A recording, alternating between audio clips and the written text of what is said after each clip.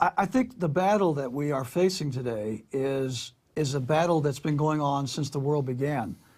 And that is the battle between, will man be free to be governed by God, or will he be subdued and governed by tyrants?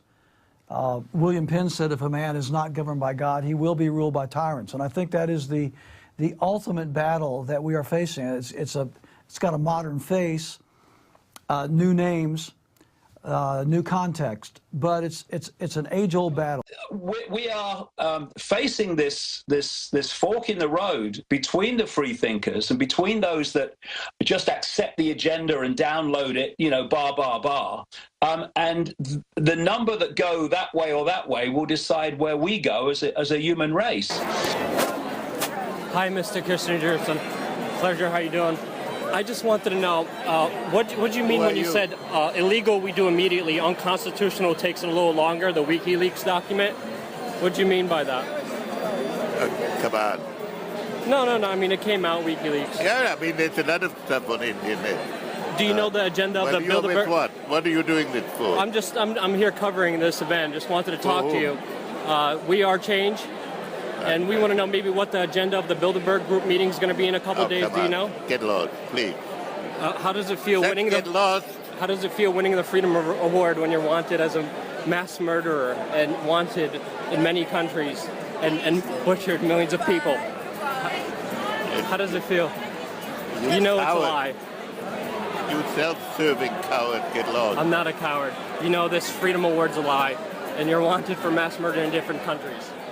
You know, if you're targeting a vast population and there's comparatively few of you, and my goodness, it's so few at the core of in the shadows, in the center, then you have to divide and rule the target population, and we allow it to happen so easily. But this is happening all over the place, where people are played off against each other, and while we're divided and ruled, we will be one thing: we'll be ruled. It's in our hands. We have the numbers, but only if we come together. Americans, mobilize. Stand together, stand tall. Tell the government you're mad as hell. No longer cooperate with the government. Do not accept the national ID card. Do everything in your power to restore freedom and your individuality back to America. Stand up for your individual rights. Stand up for the godliness that's in each and every one of us. There is the beauty of my children and playing with my dogs and sunsets and friends and honorableness. There's so much more good in the world. It's a very delicate balance I'm trying to get at.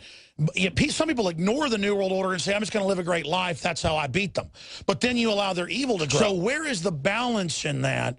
Because I feel in my gut, and I intellectually see, we are entering the most incredible time in human development ever that will decide our fate, not just here, but on 1 trillion star systems. Literally, this is a great test. I just constantly feel like I should be doing better as I enter this key point. So you want to be persistent, but not agitative and not pushy. Senator Boxer, I'm Mark Dice from California, reporting for WRC. What are your thoughts on the important Bilderberg meeting that happened this weekend?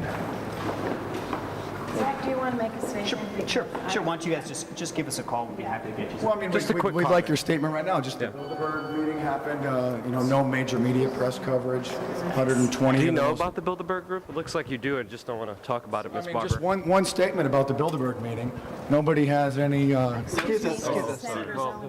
No, it's not Senator. Why no comment on the Bilderberg meeting? Do your job and answer a question, please, about the representative. Just answer the question. You're California representative, ma'am. Thank you very much. I have a question. The Bilderberg meeting just happened this year, just this weekend.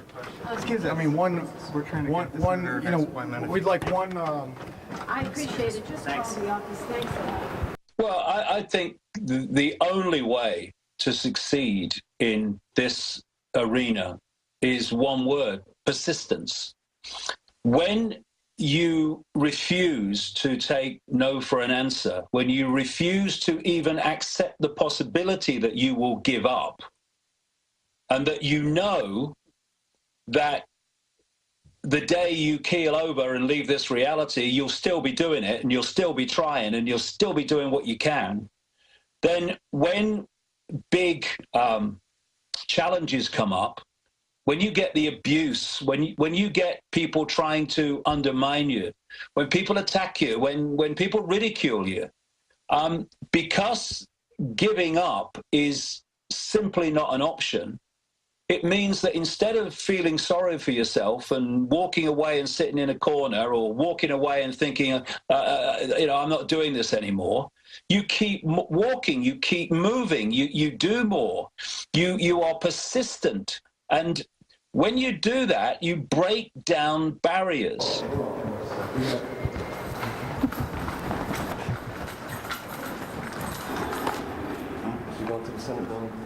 I mean, Senator, we could walk and talk and make this just really Sure. quick. Let me just I'm talk sorry. to the officer. But what's your comment on Bilderberg? one comment on the Bilderberg. Gentlemen, they're asking me a question I don't know the answer to, and they don't. You just have to tell us you don't know.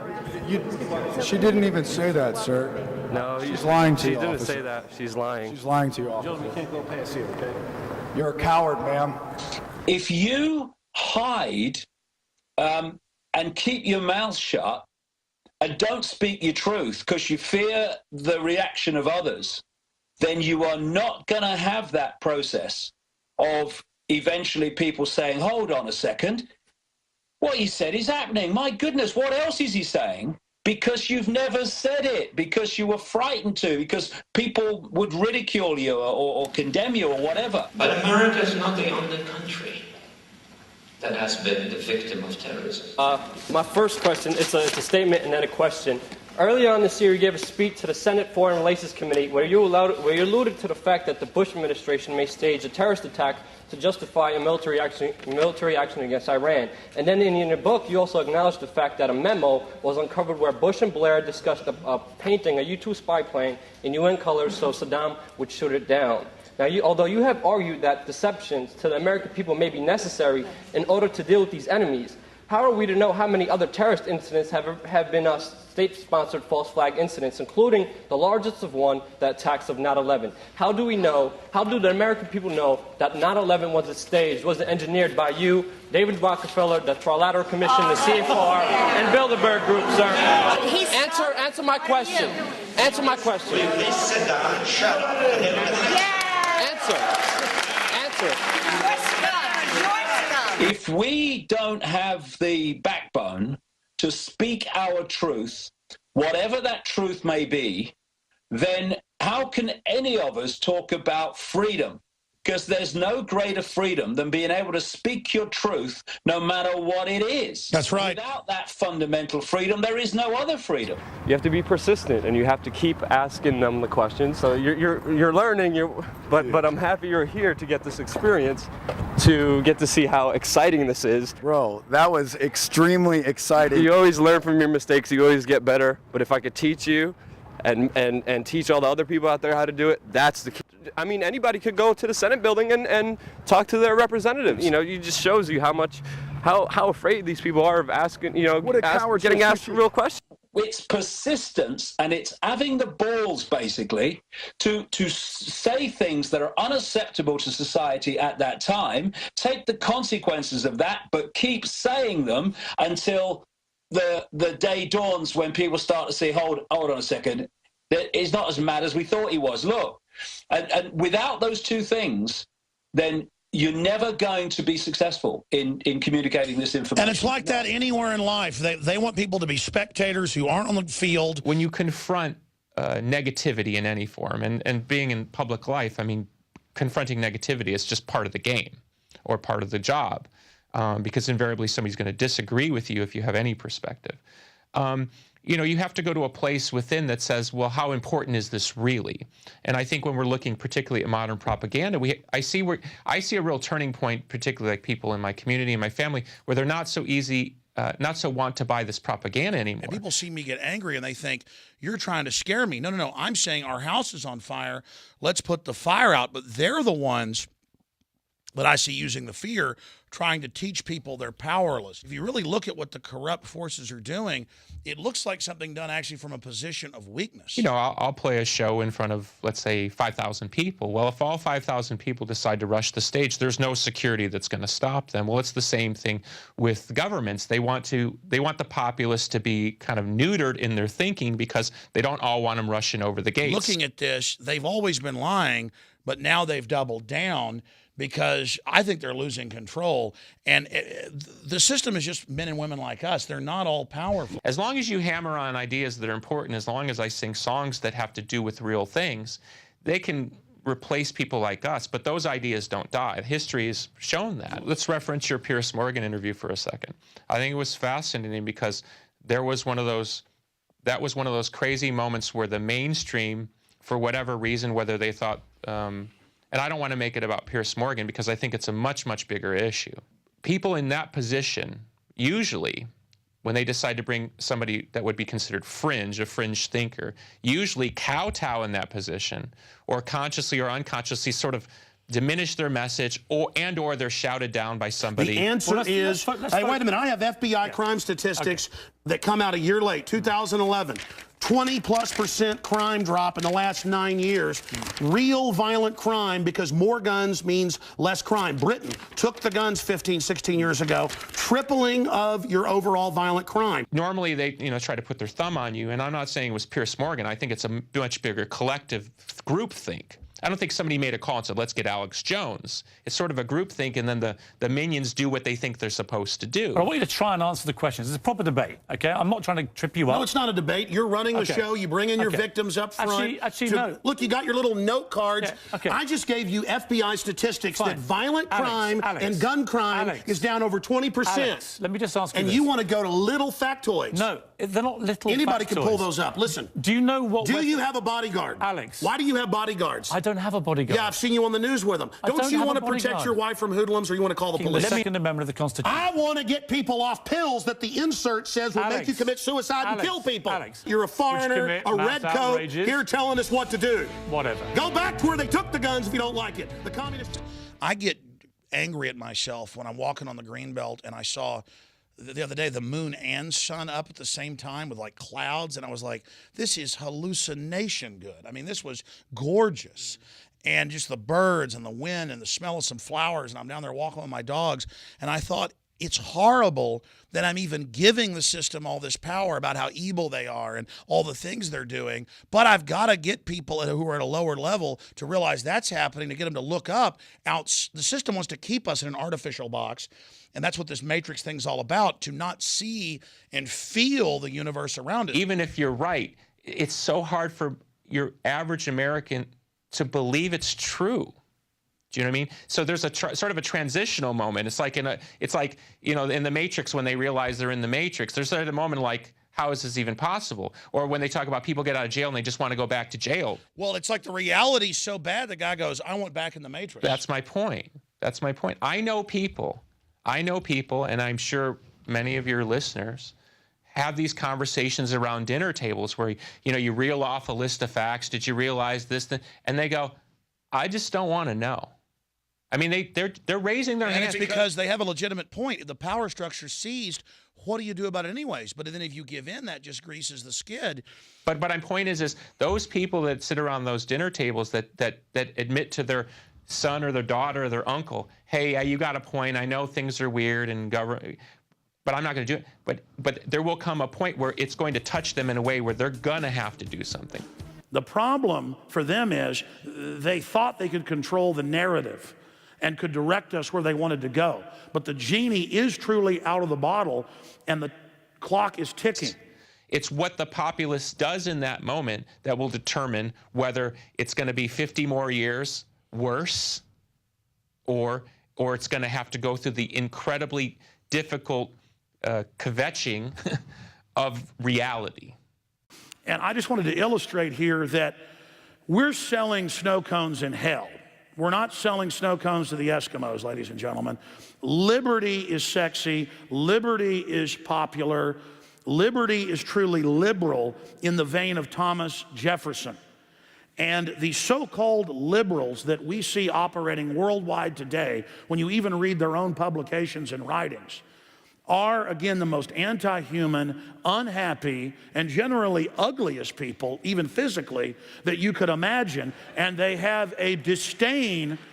They have a disdain against those of us that love humanity and believe in humanity, but also believe in our right to excel, and those of us that aren't guilty if we're better at golf or better at science or better at hydrology or better at petroleum geology or better at mathematics or better as a talk show host. We deserve to be free, to be self-determined, and to build our own personal worlds that we like, and to bring other people who we want to associate with into free association, to build cultures and civilizations that reflect our values. That's true liberalism, the opposite of Barack Obama. They don't care. That's exactly it. The other thing is, it doesn't cost anything to feel good. You make yourself feel better. I get emails all the time, people saying thank you for bringing this up. Because here's my, every day I meditate, or else I'd go out of my mind, all the crap I have to read and analyze it. And there's 5 things I say every day: courage, dignity, respect, integrity, and passion. When you have those 5 elements, you don't take anybody's crap. And you do unto others as you would have them do unto you. And we must absolutely put our message out and show collectivism creates North Korea. Collectivism creates the failed Soviet Union. It creates the hell that Venezuela now is. It creates absolute nightmares of anti-human sorrow. Freedom and the free market and true laissez-faire liberty produces economies that look like Marilyn Monroe, ladies and gentlemen. You mentioned about being poor and looking well. Anybody could do it. Doesn't cost anything. Go on the internet, look up the Great Depression. Look at the way the people dressed. Look at the way they dressed. Even if they were poor, they looked respectable. It's self-respect. And again, that's what the intellectual revolution that we're waging is. One of the heart and the mind. It's about the individual rising up to greater heights. It's as simple as that. Because when you do, you don't take anybody else's crap. You don't give it, and you don't take it. It's very positive to admit the problems we have, to truly identify it, and then go after them. Mr. Rothschild, how you doing, sir? Can you tell us what went on at the Bilderberg meeting this year? Sorry? Could you tell us what went on at the Bilderberg meeting this year?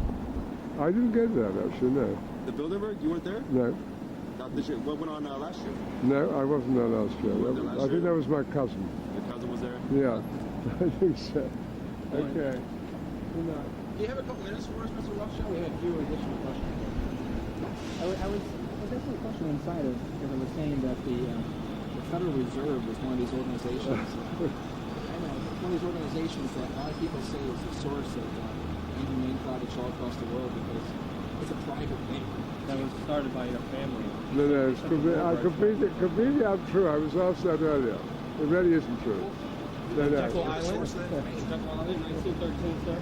I mean, but sir, just one thing, we could go on about how, your family committed all these acts against society, but we just want to let you know the New World Order has no legitimacy, and that we as a people are not afraid, and we are waking up to the robber barons and the big banksters who are looting this economy with the Federal Reserve. That when you truly help others, teach them how to fish, don't give them fish, when you are positive, when you are focused, when you do want to know what reality is and be a realist versus a pessimist, you will live longer, you will be happy. We're talking directly to the people. We are bypassing the mainstream media. They used to have a monopoly on the information that people heard. They don't have that monopoly anymore. The internet, the technology has evolved. You've got these studios, you've got your radio show, you got what you're doing right here on video. You're putting this stuff out 24 hours a day. They can't control that. The good news is CNN's had a 44% drop in viewers in the last year. They were already a shadow of themselves before that. MSNBC, 24% drop in the last year, and that's on average every year. They have less listeners and viewers on MSNBC than local Dallas primetime radio shows in the morning do. They have about 100,000 viewers on their average show, 500,000 on their top shows. I want to make sure that I'm doing my job. I want to make sure that I'm doing everything that I can do. That's my concern. My favorite quote is John Quincy Adams. Duty is ours. Results are God's. So again, we've gone from them denying Bilderberg Group existed, crony capitalist, with government ministers making decisions, to them being all over the news and being exposed and criminal investigations being begun by multiple governments. We've gone from them denying they're involved in domestic propaganda to throwing it in our face in the Washington Post foreign affairs publication. Zbigniew Brzezinski, Obama's top foreign policy advisor, has come out and admitted they've got to shut down the alternative media. It is exposing them on every front, and the fact that this government openly used al-Qaeda against Syria, Libya, Egypt, and others to destabilize the entire Middle East for Saudi Arabia. How do you know it wasn't sick? Okay. It's a question. Answer my question. You sponsored Al-Qaeda, sir. You are a criminal. Oh, sit down. You sponsored Al-Qaeda. In 1979, you gave him money. That's true. You're a CFR scum.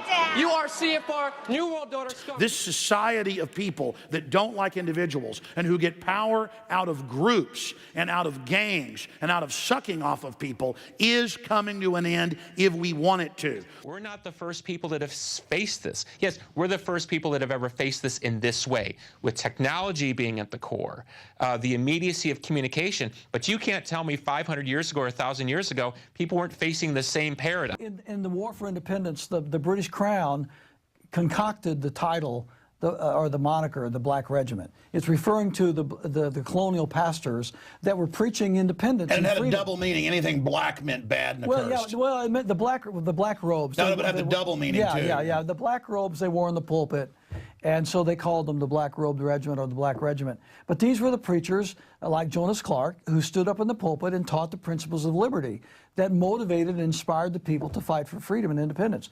But so a few years ago, back in 2007. I was studying history, and I came across that again, and I thought, wow, we need to resurrect that today. So we put out an appeal through my website, through my column.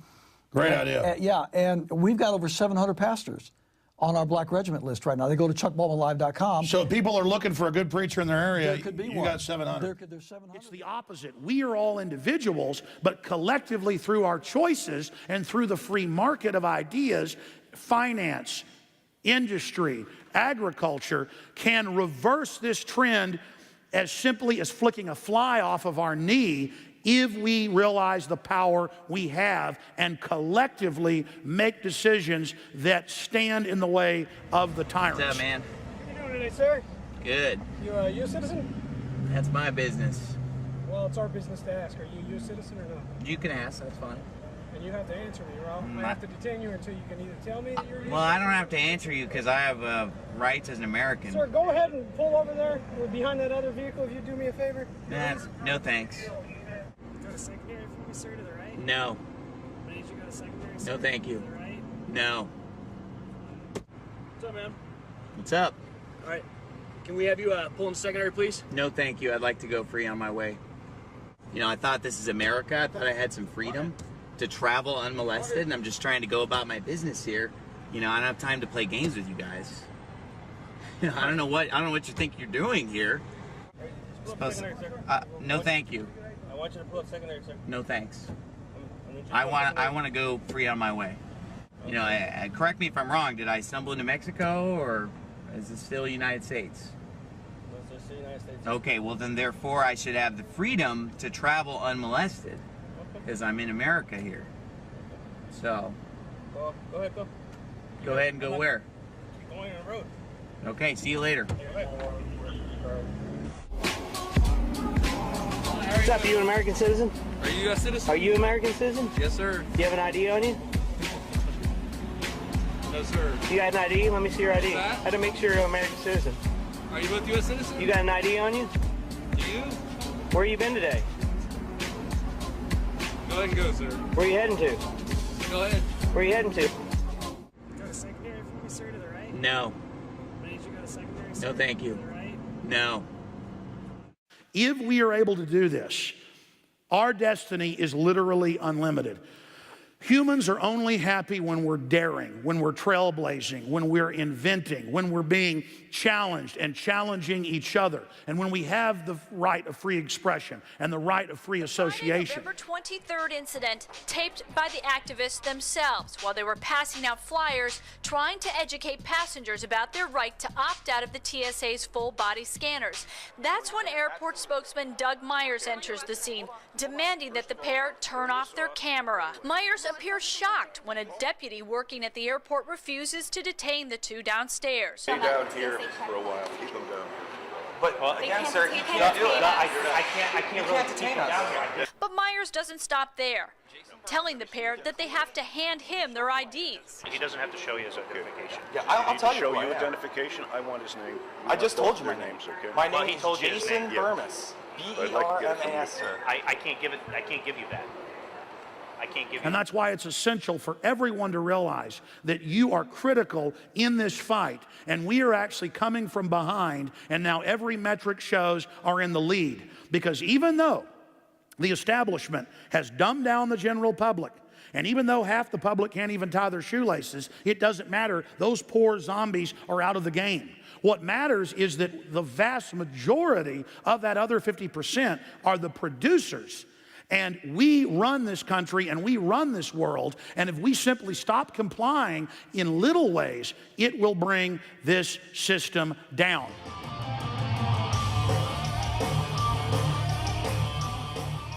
You know, I consider myself to be alone as far as, you know, in our genre, with people who really are willing to go out and stand on a limb and say, you know what, you can hate me if you want, but at the end of the day, I'm going to do what's right. Because doing what's right isn't popular. It's not, and that's why people, you know, they like to take pot shots at me. But at the end of the day, you know, I do a lot of stuff that I know I'm not going to have any I'm not going to have any problems with myself when I go to sleep at night. You know, because I see people do stuff and they compromise themselves and they sing songs and they think that they're not going to affect them. You know, you say that stuff and it comes out of your mouth and you portray that stuff to other young minds and they hear that stuff, they believe that. You know, I don't want to be responsible for making anybody stumble. I want to make sure that they become better people. 5% defeated the British that had never been defeated in their history. We have way more than 5%. I'd say close to 10% that are really figuring out what's happening. We wake up another 10%, it's over. We can have a new golden age of human liberty worldwide. And we either wake up to how much trouble we're in and have courage to push the envelope and talk about this as you did. We need other people to stand up like you did, George, and lead the way, or I think we're doomed. I think something else is going on here, Alex, and that they feel as if they're out of time. They've got to do this quickly. They've been doing this for the last couple of years. You and I have felt them speed this up. Ever since that day where Zygmunt Brzezinski was talking to the CF, Council on Foreign Relations people, saying they're aware, meaning us, people, we're aware of what they plan to do, and we need to speed things up. The establishment, I agree with you, is panicking. So what do we do, George? Well, we keep doing what we're doing because you can see what's happening worldwide. Look at the uprising in Brazil. Look at what's happening in Turkey. Look what's happened in the Middle East. People are beginning to say enough is enough. This isn't just the haves and the have-nots. This is people who are just fed up with being controlled, and they're fighting back. There's this group, Beit Shalom, who is walking across the country from the West Coast all the way to Washington, D.C. It's July 2nd. We're in Effingham.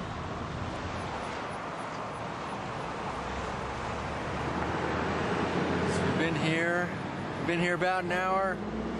There's been no police contacts yet, so Effingham, Illinois obeys the Constitution. City come out already and talk to you? No, what can we do for you? City didn't come out and talk to you guys? Uh-uh. All right, just seeing what's going on. Real Christians don't choose war. Very good. Protesting the war? Well, not really. We're protesting Christian support of the war. You got the bad job here. You have to sit on the grass. You guys take turns? Well, he forgot his sign, so he's... That's part of the punishment? I got the best job. I just pray. Nothing wrong with the that. Spirit to convict people. Nothing wrong with that. We're just getting ready to take off. All right. Where are you guys from? They're on Effingham or? Denver. Denver? Yeah, we're walking across the country. So you guys going across country, heading to East Coast now, or? Washington, D.C. And then you're gonna, very good. Good luck to you guys. I just heard on the radio something about somebody in an orange jumpsuit. We didn't know we had someone escaped from the, Sure. the sheriff's department. All right, guys, good luck. Lord bless you, sir. You too. Comment on that. That's how a police contact should be. Constitutional. Didn't ask for our ID. Just got a call. Wanted to make sure we were all right. Police are here to serve us. I think one of the reasons, Alex, that they're speeding things up in every direction is that they know we've had enough. And, everything that they had planned is falling apart. And I think that bothers them, too. The plans for the FEMA camps, the control. I mean, it's being whittled away. I mean, look at that crazy rule about taking knives on planes. I was not in favor of that. Come on. But the American public got so outraged about it. The flight attendants got so outraged about it. Even some of the TSA people got outraged about it. They dropped it. And I think that's what's starting to happen now. People are starting to voice themselves, saying, this is ludicrous. This is crazy. That's right. There's 7.5 billion of us. And if we all start just doing little things, it'll move mountains. The essence of the people's struggle. And I'm talking about black, white, brown, red, and yellow people across the board. None of this division, none of this divisive nonsense. We got to come together. The one thing they do not want, and by they, I mean the corporate stream media and the corporate stream government, the 1% or a little bit that runs this nation. The one thing they do not want us to do, my brother, is they do not want us to get together face to face and communicate. Because Lord knows if we do that, why, we might actually change some things. Anytime someone such as you, me, Ron, Rand, Ted Cruz, and anybody who will have the courage to speak the truth, what it does, it shames them for their dishonesty. And they hate that. Share our experiences. Share what we have gone through. My pain is your pain, and your pain is my pain. And all this liberal left and right-wing nonsense, we need to put that aside. And that's what people need to understand. People say to me, well, you're not going to vote for Obama? And I said, well, vote for who? You don't know who Obama is? And I look at them and just shake my head and say, you know what, brother, you know what, sister, apparently you must not understand the power of the people. These people, brother, whether it's Mitt Romney, Barack Obama, or Howdy Doody. In fact, let me give Howdy Doody more credit because he probably does represent the people more than these. Sure he does, yeah. But we used to say back in the day, what if they gave a war and nobody came? What if they gave a selection, and I call it a selection because it's not an election. What if they gave a so-called election and nobody came? Who was it? Albert Camus, the French philosopher, said, what better way to enslave a man than to give him the vote and tell him he's free? Well, you don't control who gets there. You don't control, when I say there, who the candidates are actually going to be. Well, you don't even see third parties allowed, third parties, plural, allowed in the national debate. I mean, what's that about? In truth, defeat of tyranny is little steps. And it's little people, many hands make light work. I want people to know, they're like, well, how do I start? Or they always try to have some grand plan, or they want me to help them start something. Just start small, do the right thing. Duty is ours, consequences. God's. Absolutely. I mean, it comes down to that. Just do the right thing, the world will change. So we need to be honest with ourselves. It's not overwhelming. It's actually quite simple. If we band together, if we collectively come together and do something about it as a people, and guess what, brothers and sisters? They are going to do everything they can, including agent provocateurs, people to try to set us up, to try to frame us, people to try to kill us. Hey, that's what a government does that fears the people. That it's time for the people to stop fearing the government. It is time for the people to start taking serious action, to come together with each other for our common interest. We have far more in common, black, white, brown, red, and yellow, than we have in terms of dissimilarities. Our common interest is what this struggle is all about. That we have too many people who are dividing us and saying be in the same room together, that we have different views, that we have, and it's not what's wrong? What is wrong with us understanding that we all are the same? We all have the same hopes and dreams and aspirations. And we don't have to be uniform. We just have to be united. We don't have to be the same. But one of the things that we have to be willing to do is to talk to each other. And what I'm saying is that we should not allow them to have one night's sleep, because we are going to join together all over this country. And when we join together, we can also change it. What's the solution? There are solutions. And the first solution is to remember and understand and look at what we got, how we got here, and where we're going. We cannot abandon the field. We cannot run from the battle. We cannot pretend that this fight does not exist. We cannot pretend that we do not have a responsibility for the sake of our children and our grandchildren to resist that which we know to be evil and to promote that which we know to be right. That's the first thing. We have to accept personal responsibility for our duty. So how do we restore America?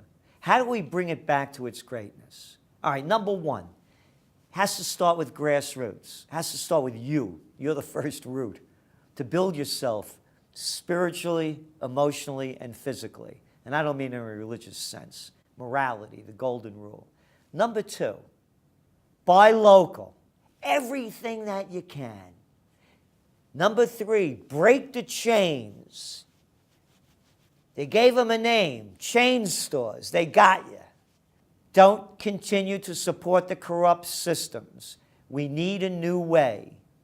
And the new way is the moral way. It's simple. It's as old as the Bible. It's as old as anything that you want to read or believe in. It's called the Golden Rule. Do unto others as you would have them do unto you. The biggest thing the world will do is, tell you you're evil. Good people are so guilty about the bad things they do that they'll never be a leader, and then they'll let the totally wicked run everything. Look, none of us are perfect. Just get out there, start doing something. Pray to God to help lead God and direct you against these people, and nothing will happen but doors open. This is my country, and no two-bit freak is going to run me out. If they want to, they could come and talk to me man to man. I'm staying. This is the country that my grandparents came to. This is my America. And I'm putting my money and my heart and my mind in what I believe could be the second American Revolution. A revolution of the heart and the mind and the spirit and morality. Begin where you are. Start restoring your community. Start restoring your cities. Start restoring America. What we really want is a new issuance of the Declaration of Independence signed July 4th, 1776. The purest American values, the purest essence of the United States was secession from a corrupt, distant corporate empire, backed up by military force. We are recaptured by the progeny, by the literal and figurative offspring of those robber barons 235 years ago. We are at the crossroads, and the entire enemy battle plan that we've reverse engineered is designed to suppress states' rights movements, because the states created the federal government, and it is not their right, it is not their duty, we the people that make the states. It is an absolute imperative beyond duty. It is survival. That we secede from the New World Order that has conquered us through fraud. That we declare the fraud and declare the fraud null and void, and then reconstitute the republic with a new Congress of the several states. This is a blueprint, and if constitutional lawyers pick this up if Ron Paul can be drafted, if you put the energy in today, tomorrow, next week, next month, next year, this is the beginning. Everything else has just been a buildup. This is time for dedication. This is time for commitment and the spiritual decision to sign your John Hancock in your words and your deeds towards the restoration of our republic and putting us back on the course of liberty and justice for all.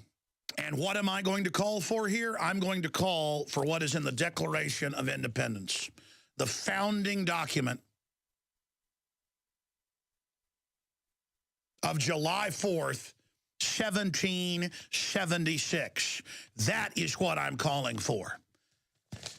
It is America. It is the birth of America. It is when it all started, and we have the tools. We have the information. We have all of it before us in our hands if we will only take it up from this inspired document. Number one, Ron Paul, in the videos up at Infowars.com, has said secession is the essence of America and the birth of our republic. It is more American than even George Washington because he flowed forth from that. It is the fount, the center, the core, the very blood of the republic. It is July 4th. It is the freedom. It is the dignity. It is the absolute center of the universe on this planet for liberty and resistance to tyranny. It is our armor. It is our mind. It is our sword. It is our shield. It is our will. Now, I will expose the trap. The globalists are counterfeiters. They will take secession and they will repackage it as civil war and as racism, and you're already seeing that. You already see them jumping on it. They were ready. You've seen it. I told you for years. John Warner Defense Authorization Act says for insurrection by the states, governors, and legislatures. This is 2007 they were getting ready for this. This is a long-term plan when they were getting rid of Posse Comitatus, getting Brigade Homeland set up, 400,000 troops for domestic operations, Northcom standing up.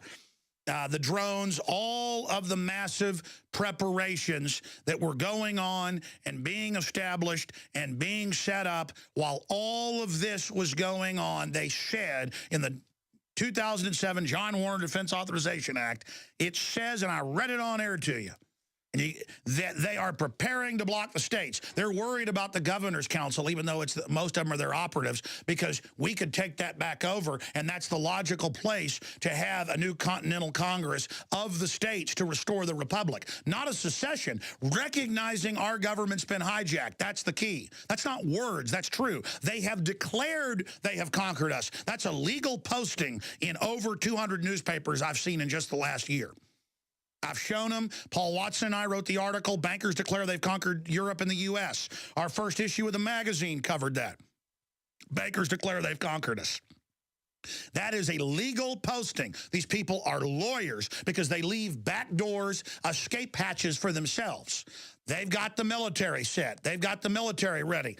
Rick Perry joked and said, we'll secede. They put the military on alert in surrounding states to invade. Good. Throw me in that briar patch. Let's get it on. Let's start it. Let's have you come in and knock some heads and put army on the streets. Let's get it going here. Not physical. Don't fight them when they do this. Let the redcoats occupy like they did for a decade before it really got going.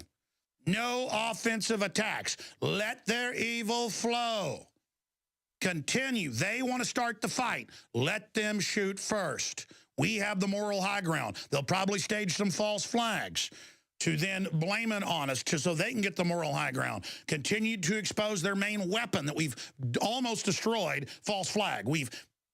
False flag, inside job, staged event, provocateur event. It's now in the nomenclature. It's now in the popular culture. Keep running that offense on them. They train Northcom for this. They understand this is the remedy in the Constitution. Not some secession where some guy declares himself the king of Texas. But Texans saying the federal government has been hijacked by foreign globalists that have bragged that they've conquered us.